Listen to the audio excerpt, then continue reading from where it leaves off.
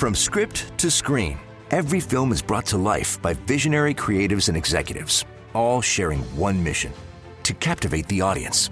Hosted by award-winning movie strategist Kevin Goetz, our podcast, Don't Kill the Messenger, offers a filmmaking masterclass through intimate conversations with Hollywood's most influential voices. And now, your host, Kevin Goetz. Some producers specialize in one lane. My guest today apparently decided that would be boring and wants a new challenge each time out. Drama, comedy, romance, crime, prestige television. Somehow, this producer has been instrumental in all of it, helping others bring their stories to screens of all sizes. He won an Academy Award for Rain Man.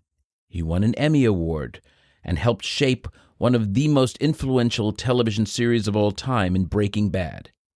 His list of accolades is long, and yet he's built a reputation for something far rarer in this business: decency, kindness, and deep respect for the people with whom he works.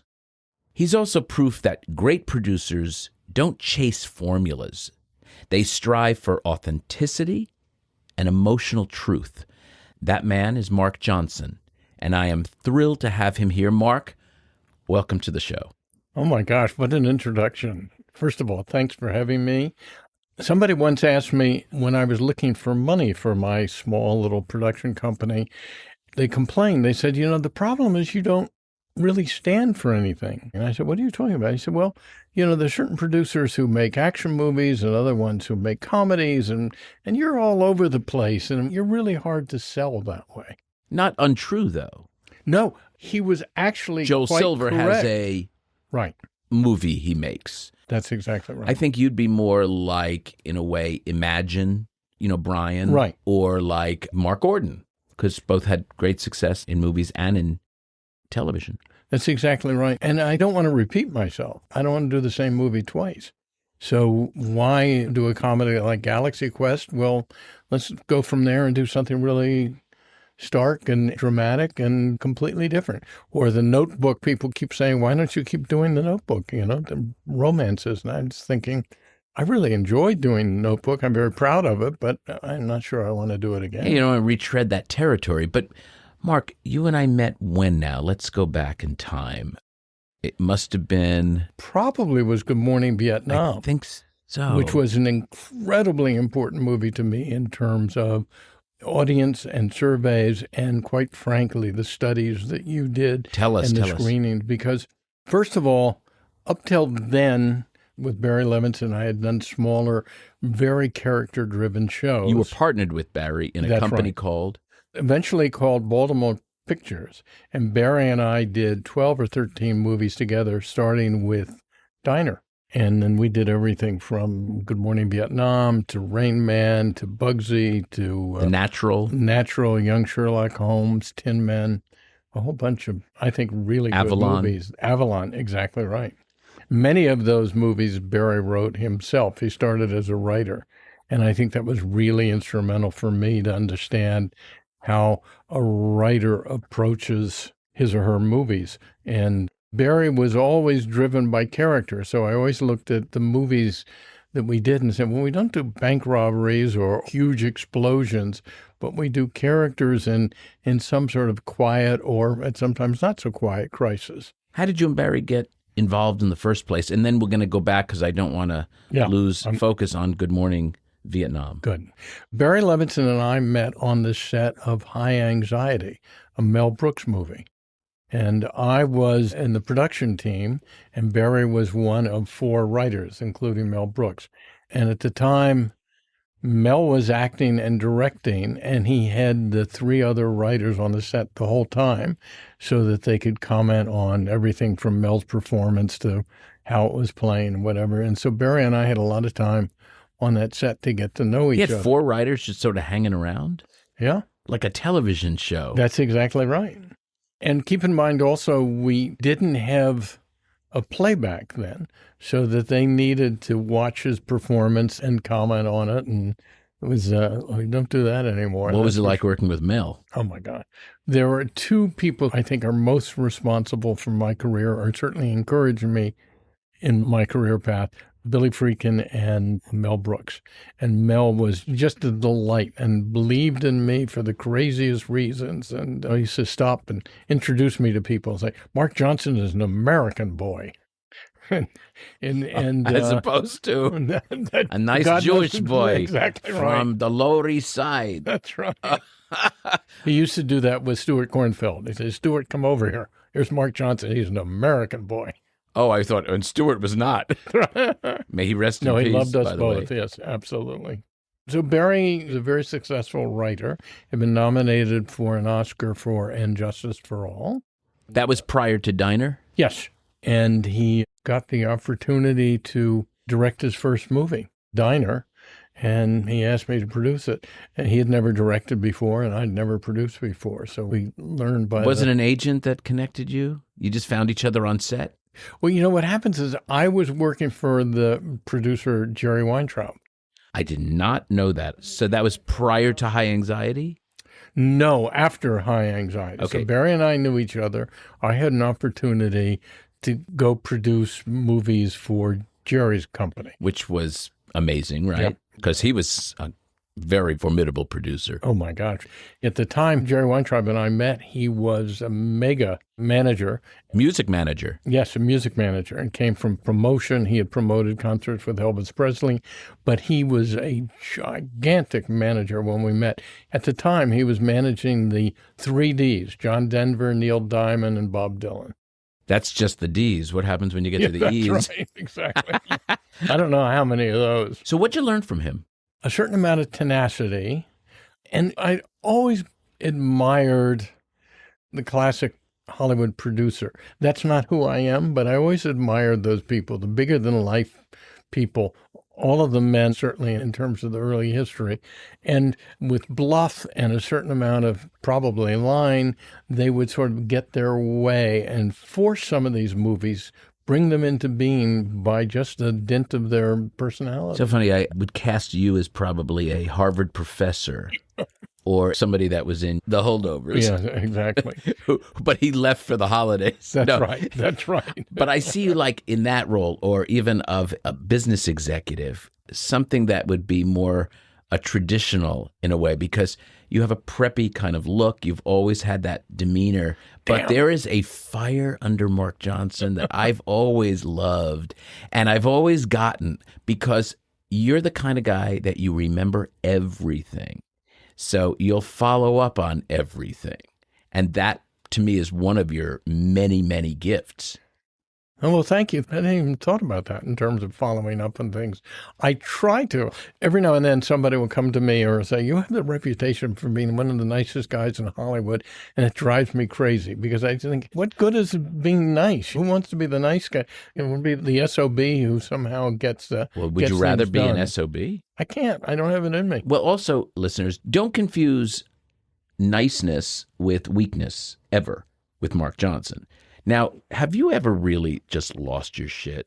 Oh, sure. Like, where do you lose your shit? Once a year, I lose my shit. Is it usually on set? No, it's not on set. And it's usually with one person. And unfortunately, then I undercut it because I then apologize for the next week and a half. Give me an example of what was the last time you can remember you just lost it.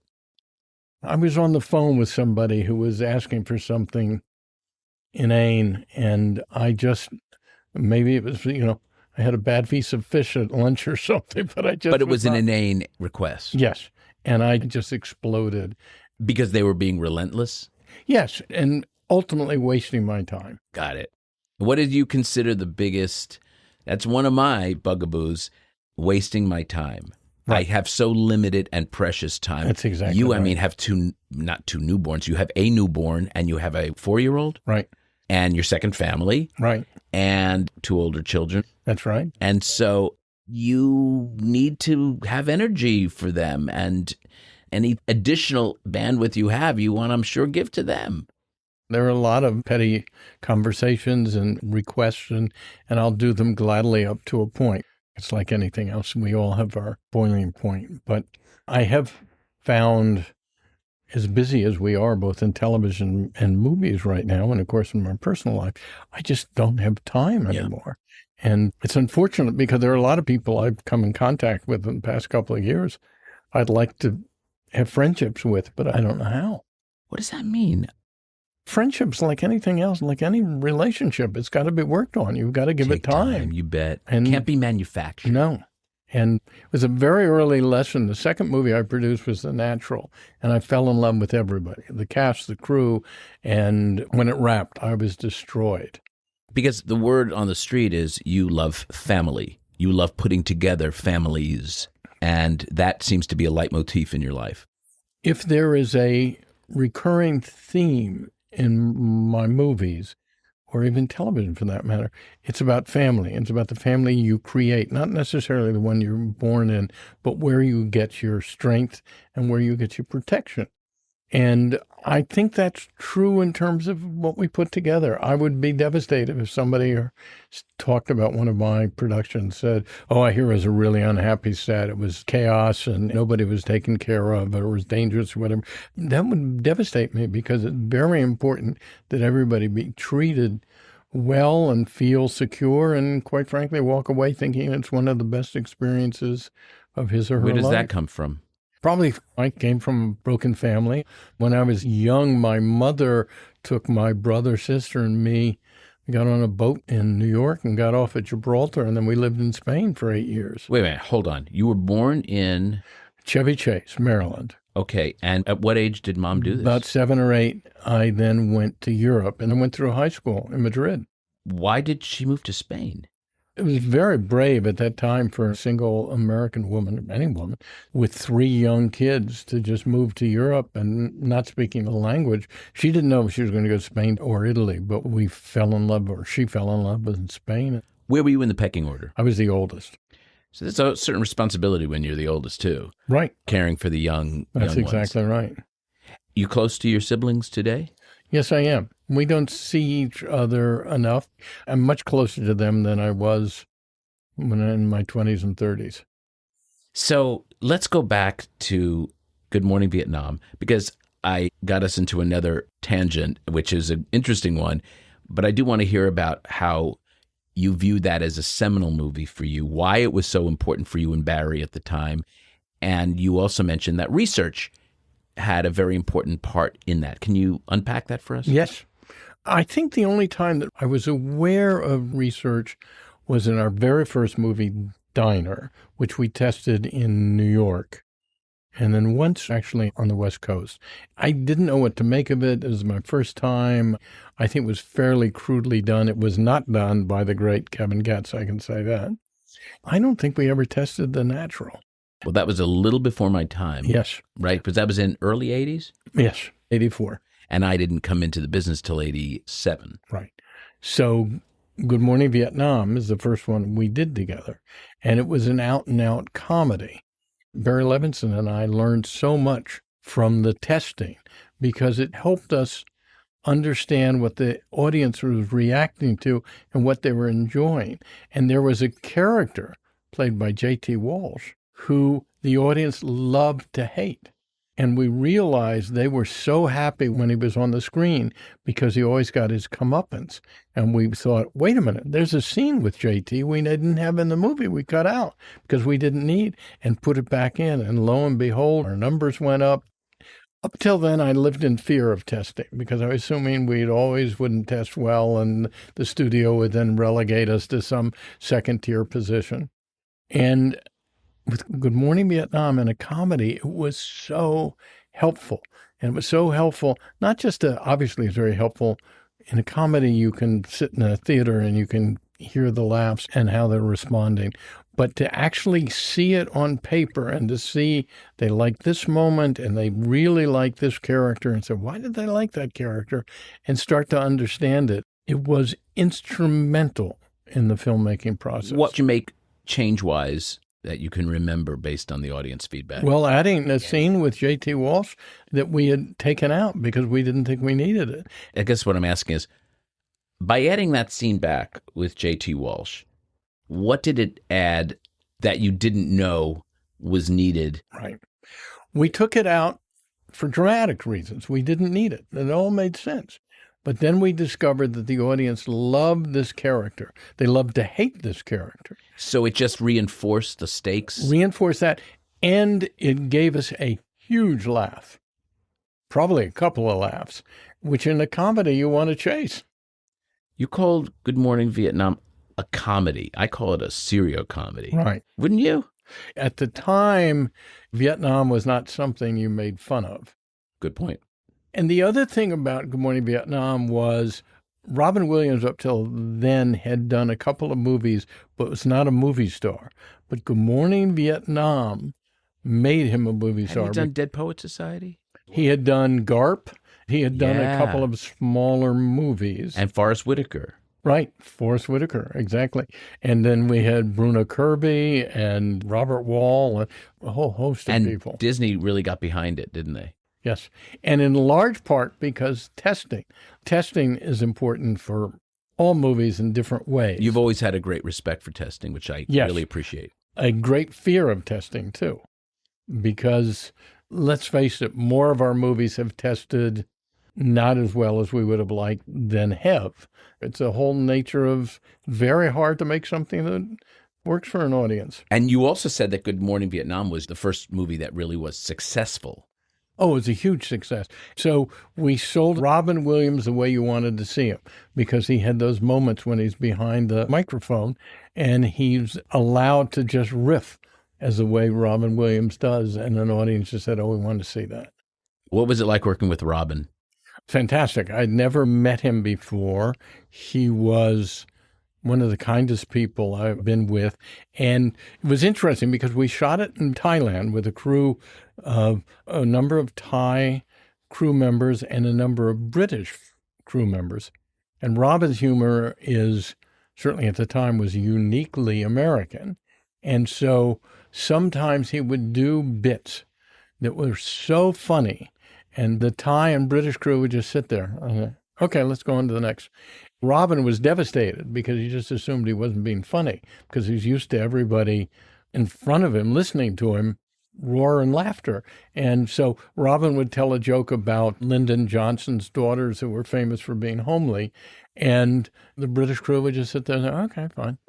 Robin, he literally would call me sometimes 2, 3 in the morning and say, we got to reshoot today's work. It didn't work. I'll pay for it. I said, no, what are you talking about? Of course, you know how well it worked.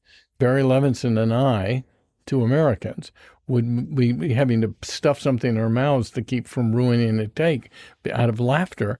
Now, Barry would just have to let him go, I imagine. Let him do his thing.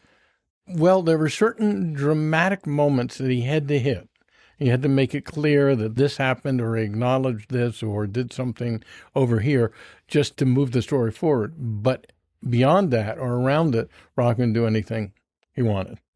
Now, you and Barry stayed partners for several years after that. We were partners for 12 or 13 movies. And Rain Man was probably the pinnacle of that relationship, that partnership. How did that come to be? It's interesting because I won an Academy Award from Rain Man, but in many ways it's one of the movies that I had least to do in terms of putting together.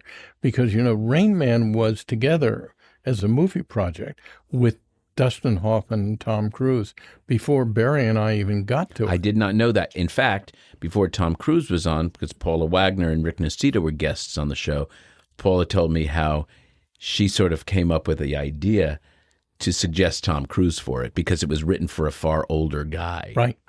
Also, everybody kept on saying that's sort of a stretch that Tom Cruise and Dustin Hoffman are brothers. But not really in some way. You I'm see looking the at it right movie here. and Just the one sheet just came from behind you. Yeah. And you can sort of see the nose. There's something about... I think they fit perfectly together. Yeah.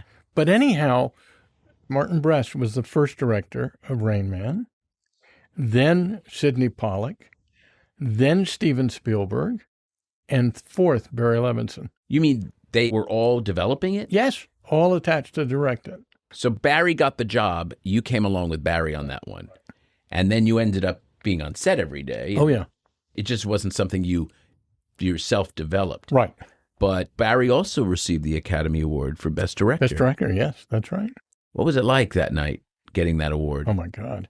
Well, I was sitting next to Robin Williams. He claims that I was so tense that my fingers went through the armrest of my chair.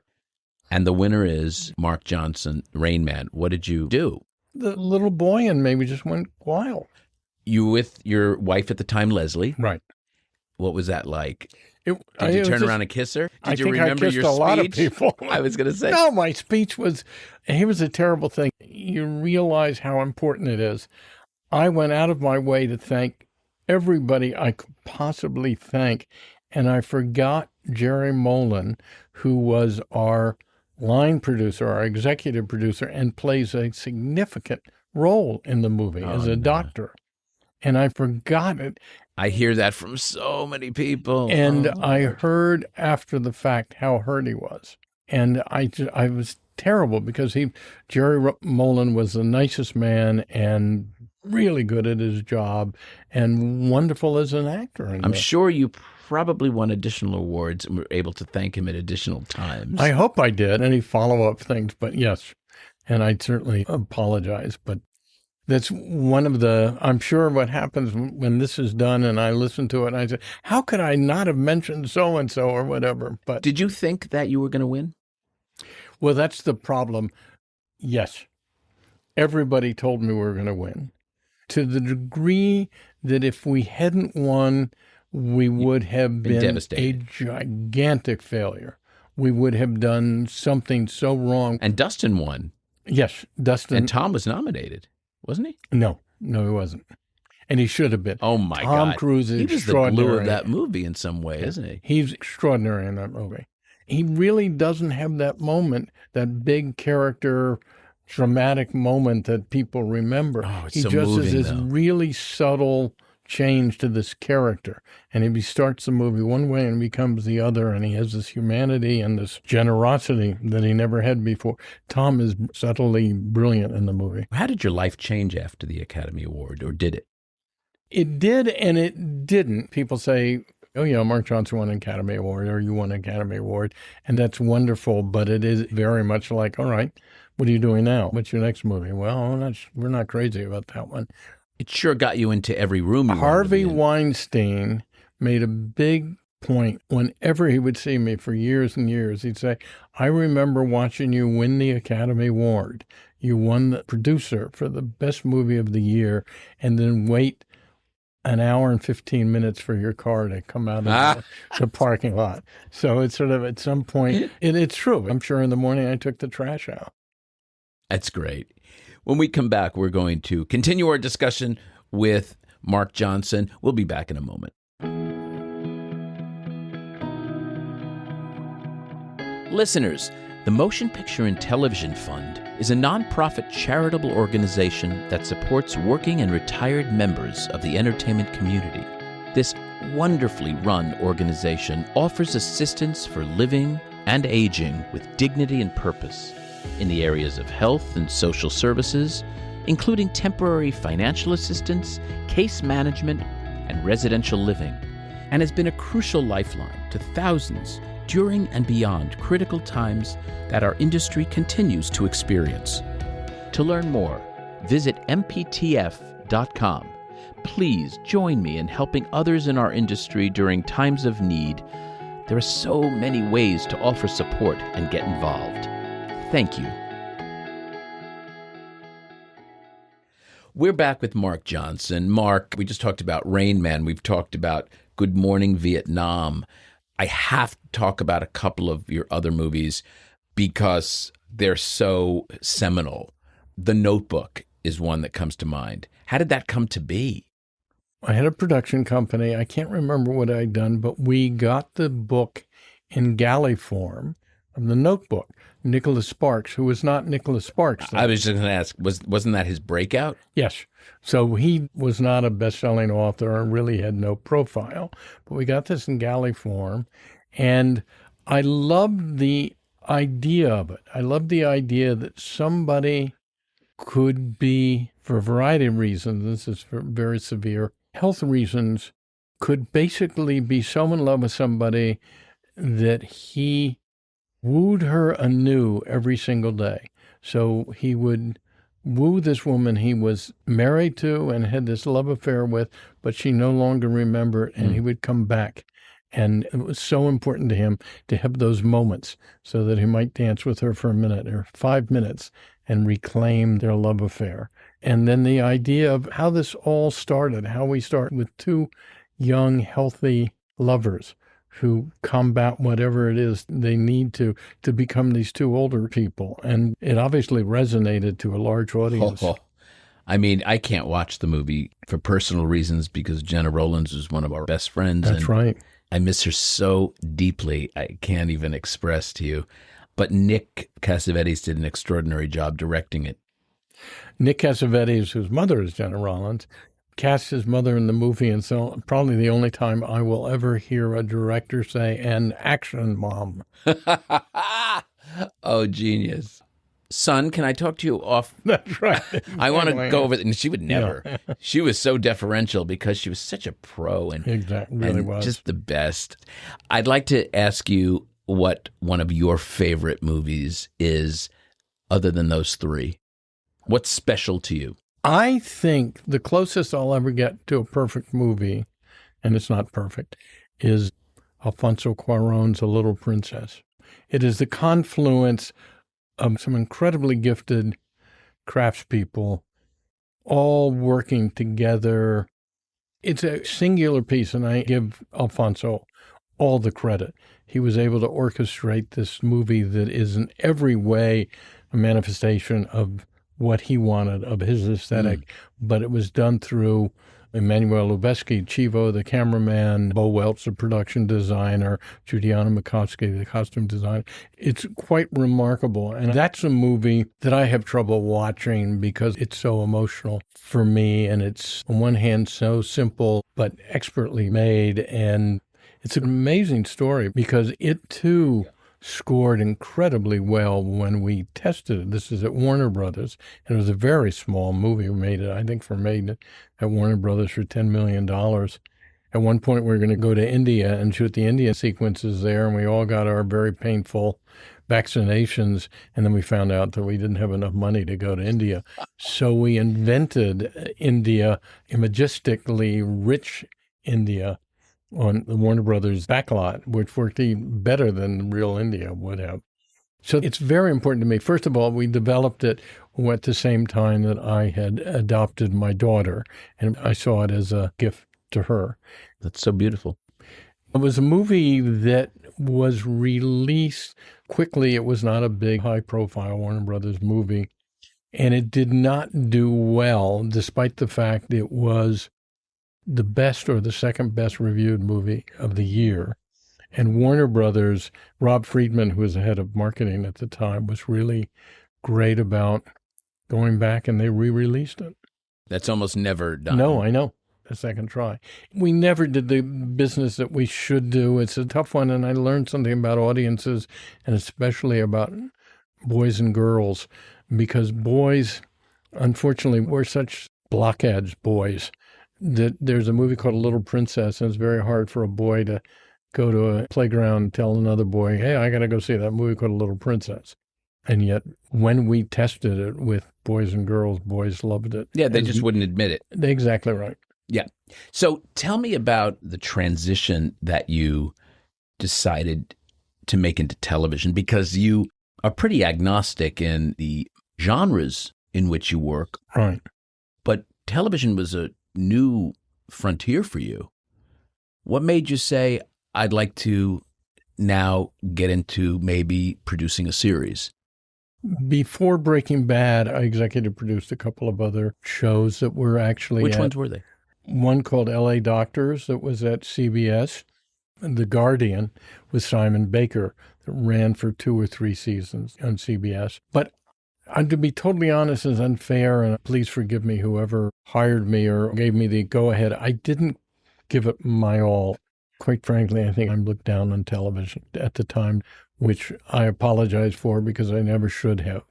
Depended on a different showrunner? Right. And it was... I mean, were you the technically the requirements showrunner? were different, and I wasn't watching. No, I wasn't technically. I was an executive producer, and I did L.A. Doctors with one of my good friends, John Lee Hancock, who was a feature writer and director, and neither of us quite knew what we were doing in terms of television. And I think if we were to go back with what we now know, we could have made the show much more successful. And how did Breaking Bad come to be?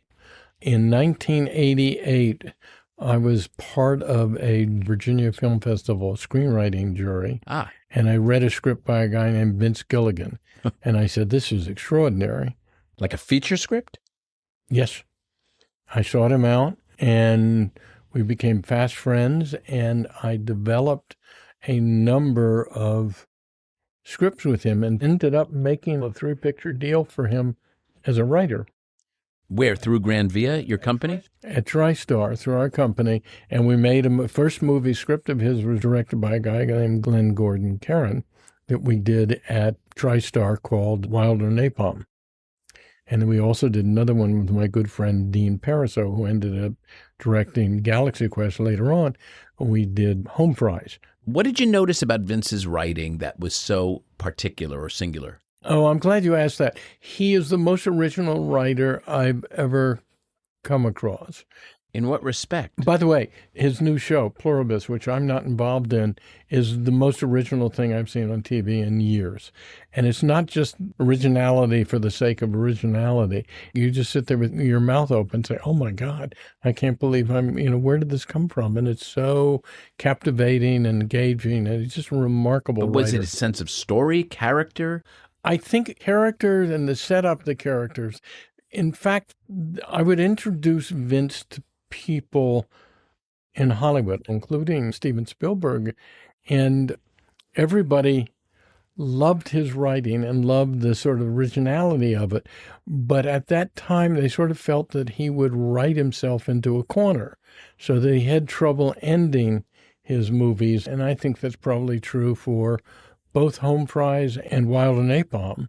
And I think this is sort of a simplistic way to look at it, but Vince went on staff at the X-Files and learned very much the structure of how a screenplay or how a teleplay worked and what you had to do at particular points in order to lead to a satisfying And he ending. seemed to like it. Yes.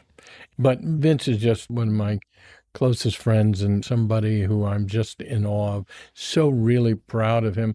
And I said to somebody the other day, and I'm proud of myself for recognizing this genius so early on. It's really fun when you do that. I mean, has there been other talents where you feel like if I didn't give them a chance, they would not have perhaps gotten to where they were, at least as fast as they did? Perhaps, but I think Vince at a WGA awards event called me, singled me out as the person who discovered him. I didn't discover Vince Gilligan. Vince Gilligan existed. You brought him to Hollywood's attention. I started his first thing, but Vince was just such a force of creative energy that he was going to have. We would like to think that if they're that talented, they're going to find their way, but not everyone does. We both know a lot of people who are so gifted, and you're like, how could that person never have gotten the break? I know. Because we really are only one project away from success. An actor, one role away from stardom, potentially, right? A producer, one movie away from Good Morning Vietnam. You had done several movies before. By the way, The Natural came before that. It wasn't a hit? It was not a gigantic hit. It was a hit. And I'm not to this day sure why. Maybe it was baseball at a time when baseball wasn't a particularly sexy topic. I don't know, The music in The Natural is used in every temp score. I know. On every movie that I've worked on since. I'll bet that's true. What was it like to get Bryan Cranston, or how did you hire Bryan? Because he is so associated with Breaking Bad. Bryan was actually Vince's idea because he had written an episode of The X-Files. I believe it was The X-Files or maybe The Lone Gunman. Anyhow, he had worked with Bryan. I thought you were going to say Malcolm in the Middle. Yeah. By the way, there were a number of people. Nobody put up a great barrier to Brian, but everybody said, well, isn't he the guy from Malcolm in the Middle? Or you sure you want the guy from Malcolm in the Middle? And Vince knew exactly what Brian could do. You can't imagine Breaking Bad without Bryan Cranston. Correct. That's why I brought that up. So many people talk to me who are starting in the business say, well, I hear it's really cutthroat and there's some terrible people and people are going to take advantage of you and use you.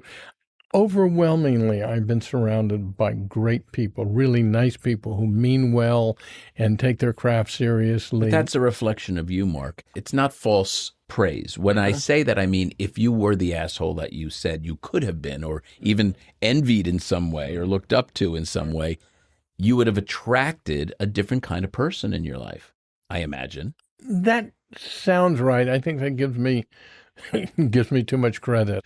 And you're right. There are certain people, there are certain directors who I actually admire. I just won't work with because I think the experience would be too difficult. Especially when you get to a certain age, you're like, you know what? Right.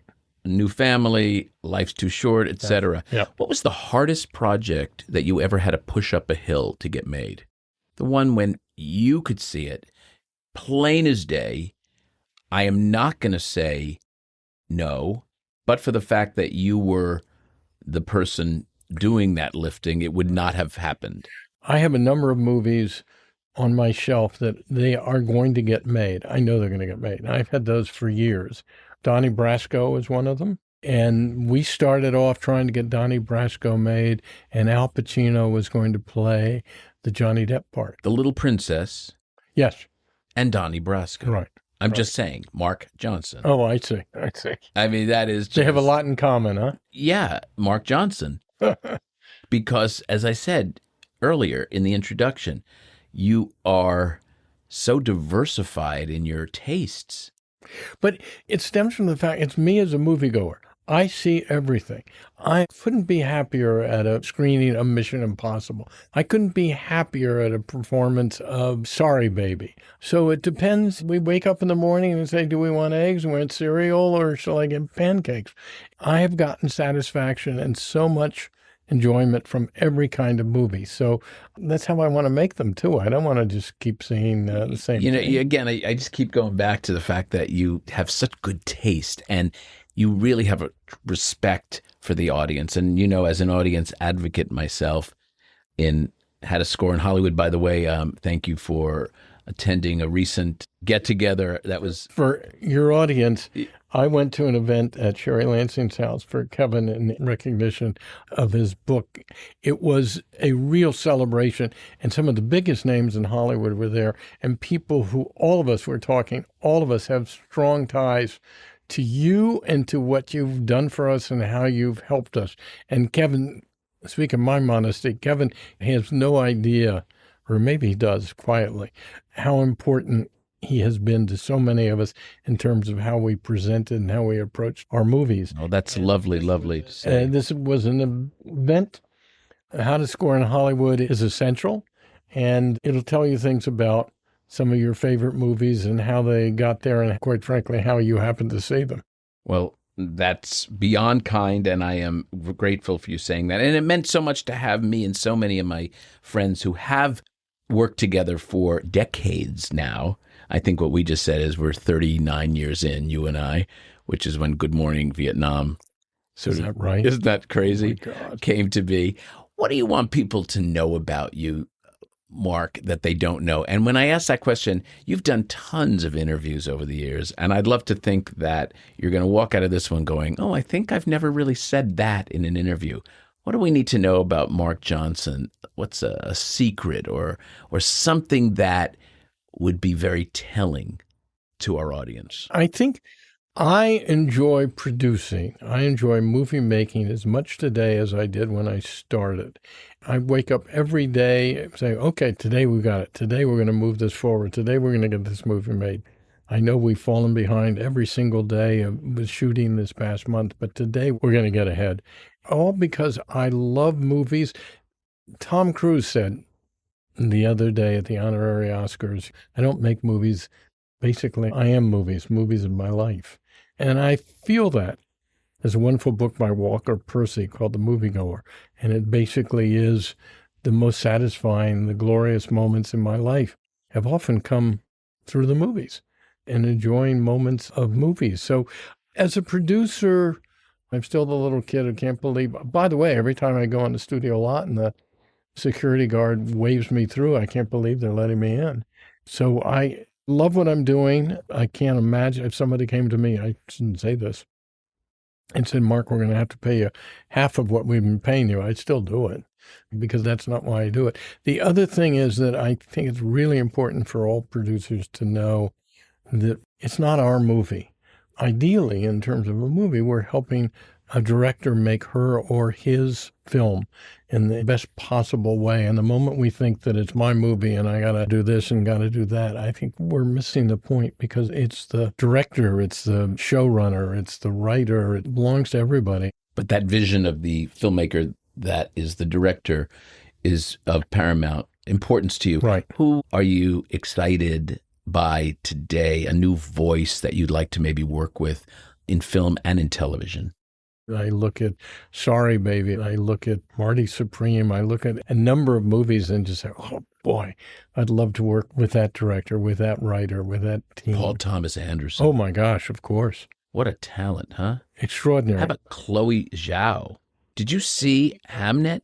Absolutely. I was so blown away by it. And that performance by Jessie Buckley and Paul Mescal and that kid.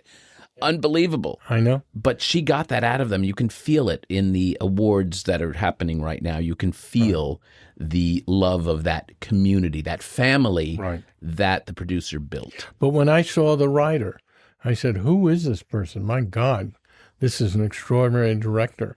I came to her somewhat late and just, anyhow, we're weighed down by so much negative writing journalism about our business and about moving forward, and yet it's balanced by the fact that there are so many really imaginative, gifted directors' voices. So many. Somehow they're going to get out there. It's not like there's a dearth of talent. That's not going to change. What's going to change are the platforms, the windows, yes, but not the expression of the art form. Right.